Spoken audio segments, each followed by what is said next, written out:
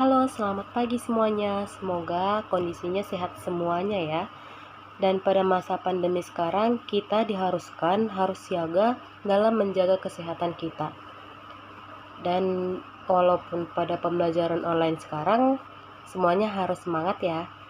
Baik, sebelum kita memulai pembelajaran kita, ada baiknya Ibu memperkenalkan diri. Baik, perkenalkan, nama Ibu Ita Melina Borosaragi, mahasiswa dari Universitas HKBP Nomensen Medan, Program Studi Pendidikan Bahasa dan Sastra Indonesia. Baik, pada pembelajaran kita hari ini yaitu tentang teks eksposisi. Teks eksposisi adalah paragraf atau karangan yang terkandung sejumlah informasi dan pengetahuan yang disajikan secara singkat, padat, dan akurat. Ada juga pendapat lain menyatakan bahwa teks eksposisi adalah jenis atau ragam teks yang memiliki fungsi menyampaikan gagasan-gagasan berupa pemikiran tentang suatu topik. Dan teks eksposisi ini biasanya digunakan dalam kehidupan kita sehari-hari, baik berupa tulisan maupun secara lisan. Misalnya, ketika kalian melakukan diskusi atau di dalam forum seminar, seseorang yang menyampaikan argumen atau pendapat tersebutlah yang dinamakan teks eksposisi. Oke, dan yang selanjutnya yaitu tujuan teks eksposisi.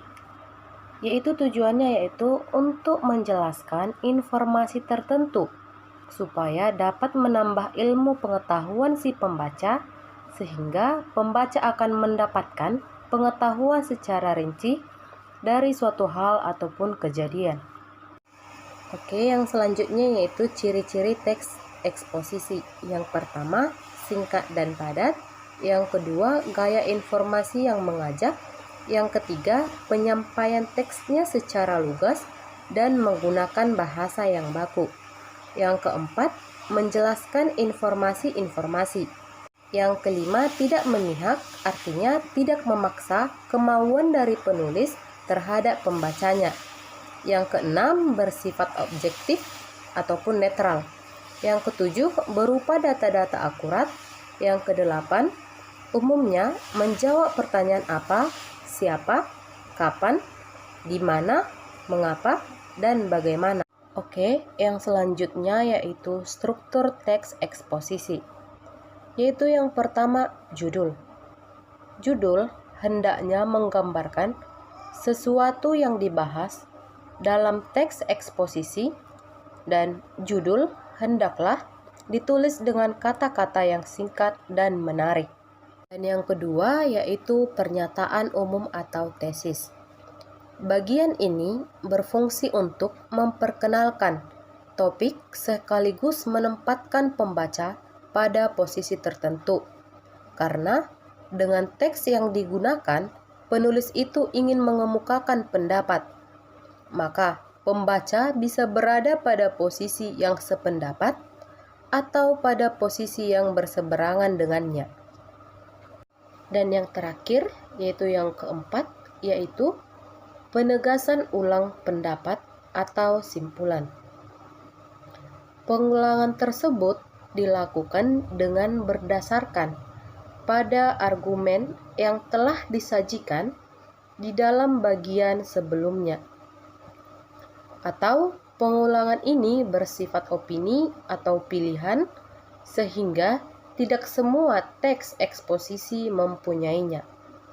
Dan yang terakhir, yaitu yang keempat, yaitu penegasan ulang pendapat atau simpulan. Pengulangan tersebut dilakukan dengan berdasarkan pada argumen yang telah disajikan di dalam bagian sebelumnya. Atau pengulangan ini bersifat opini atau pilihan, sehingga tidak semua teks eksposisi mempunyainya. Oke, yang selanjutnya yaitu jenis-jenis teks eksposisi. Ada beberapa jenis teks eksposisi tersebut. Yang pertama, eksposisi defini, yaitu suatu paragraf eksposisi yang memaparkan definisi suatu topik tertentu. Yang kedua yaitu eksposisi proses, yaitu langkah-langkah atau cara-cara untuk melakukan sesuatu dari awal hingga akhir. Yang ketiga, eksposisi ilustrasi, yaitu teks yang memaparkan informasi atau penjelasan-penjelasan tertentu dengan caranya memberikan gambaran yang sederhana mengenai suatu topik lainnya yang memiliki kesamaan sifat atau kemiripan dalam hal-hal tertentu. Oke, yang keempat yaitu eksposisi laporan, yaitu paragraf eksposisi yang mengemukakan laporan dari sebuah berita hingga sampai akhirnya.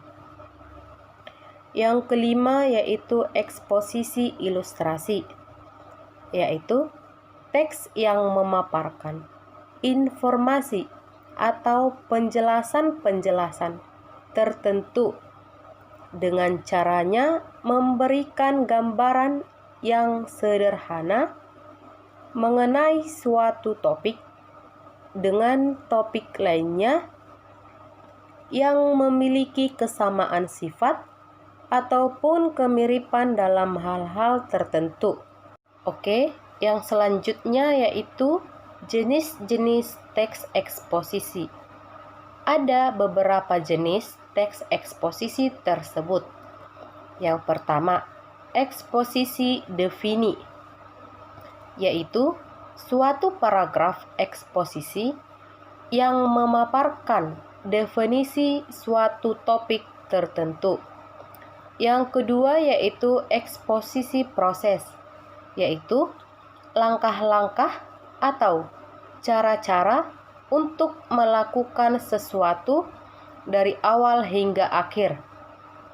Yang ketiga, eksposisi ilustrasi, yaitu teks yang memaparkan informasi atau penjelasan-penjelasan tertentu dengan caranya memberikan gambaran yang sederhana mengenai suatu topik lainnya yang memiliki kesamaan sifat atau kemiripan dalam hal-hal tertentu. Oke, yang keempat yaitu eksposisi laporan, yaitu paragraf eksposisi yang mengemukakan laporan dari sebuah berita hingga sampai akhirnya.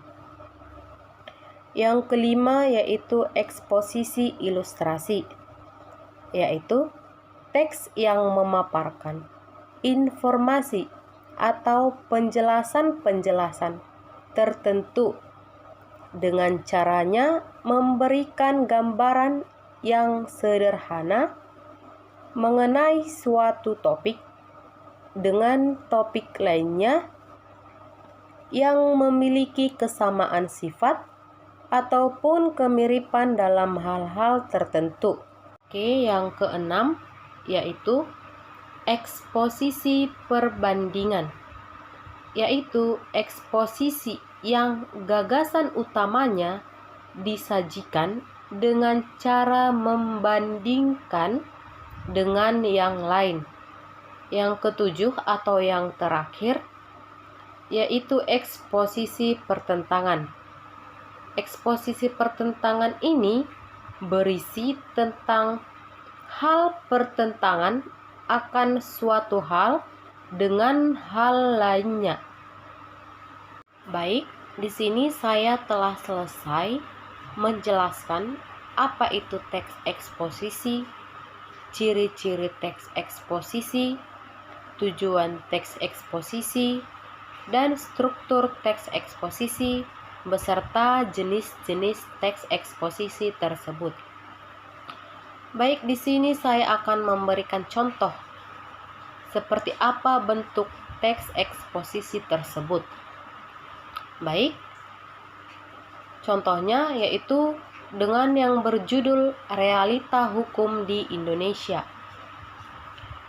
Dengan tesis, dalam hal ini, sebenarnya hukum yang ada di Indonesia sebagaimana yang telah diatur pada undang-undang telah secara tegas mengatur hukuman berbagai pelaku tindak kejahatan. Namun, realitanya seringkali terjadi ketidakadilan hukum yang merugikan banyak orang. Hukum boleh saja tegas, namun menjadi tumpul di hadapan para koruptor. Dan yang menjadi argumentasi dari judul tersebut yaitu bukan rahasia umum lagi bahwa para koruptor di Indonesia mendapatkan hukuman yang tingkatannya masih tergolong ringan. Bahkan ada koruptor yang menerima fasilitas mewah padahal sudah merugikan bangsa. Seringkali kita menonton berita bahwa seseorang maling dihajar massa hingga tewas, namun belum pernah ada koruptor di Indonesia yang dikeroyok massa sampai tewas. Dan yang menjadi penegasan ulang dari judul tersebut yaitu hukum di Indonesia itu bisa dikatakan hanya tegas di hadapan rakyat kecil.